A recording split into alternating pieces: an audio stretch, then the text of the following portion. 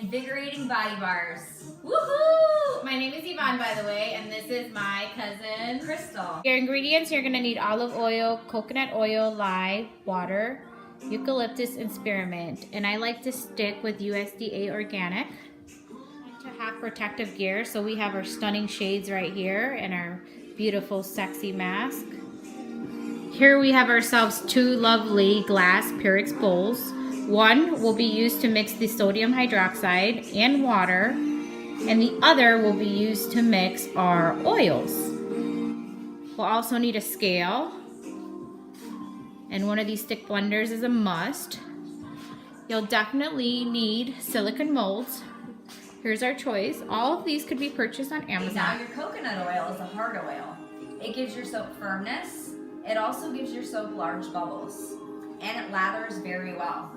Eucalyptus is great for many skin conditions, and spearmint is invigorating. Here we go. They're already melted, pretty much. Well, the coconut is already melted. I always put this underneath my sink.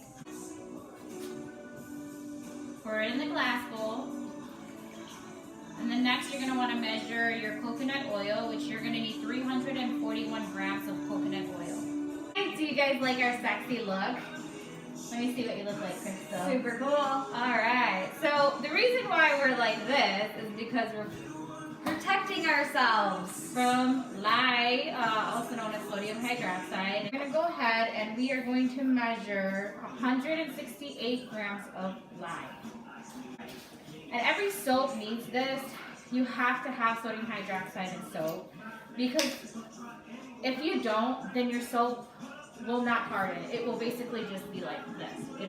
So pretty close. There it goes. Alright. Oh! Also, the lye in the water, you want it to be exactly the same. Now we're gonna do the water and the ice part. And the reason why I do the ice and the water, because it's a lot faster. Okay, so there's 393 grams of water. And we're gonna add the lye into the water slowly and stir. And Crystal's gonna do this while I go check up on my baby. You slowly add this in and stir it. This is a very cool way to get it done pretty quick. Make sure you have no animals or children around. You mix it up. The water is kind of cloudy. It will get clear and it will dissolve. Here I go. I'm gonna go ahead and pour it right in there. Is it ready, Crystal? It's ready. All right, she approved it. Hey, slowly pour it in there. You see? Woo. And now as this mixes, it's going to turn to a solid, and it is no longer going to be clear. Exactly. And the reason why the saponification process is blending the oils with the lye and the water together. Because if you don't, then you would just have this part down here, which would be hard and solid, and then the rest up top is basically just oil. So you want to stir it up and stir.